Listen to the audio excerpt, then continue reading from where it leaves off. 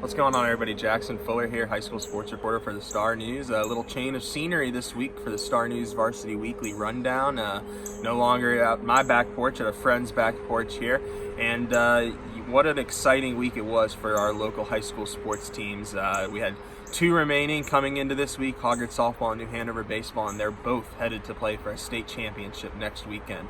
And they both got there in kind of dramatic fashion. The Hoggard softball team scored, fell behind 3-0 in Game 2 Thursday at home, rallied, forced extra innings, and then scored one run in the bottom of the 8th to walk off and head to their first state championship appearance since 2001.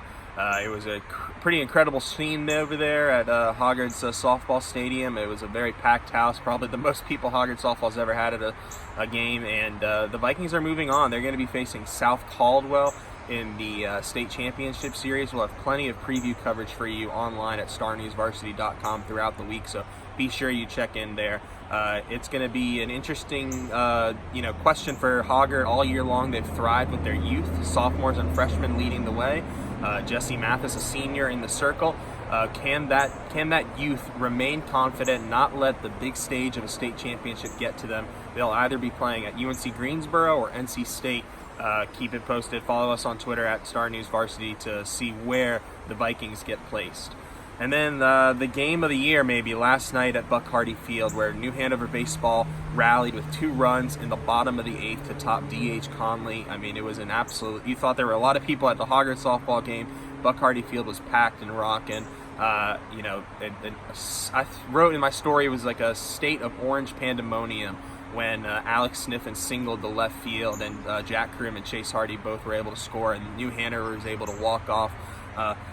A fitting end, in my opinion, because the D.H. Conley's only score came thanks to a controversial decision from the umpire that New Hanover's fans and players were not happy with.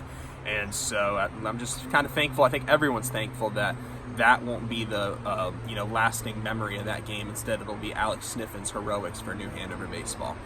The Wildcats are going to be facing Marvin Ridge in the state championship series. That will either be at Zebulon at Five County Stadium, home of the Carolina Mudcats, or UNC Greensboro. So again, we won't know maybe later today, this Sunday, but it might be later this week before we find out where these teams are officially headed. For New Hanover, Blake Walston was disqualified from the game, arguing that controversial call.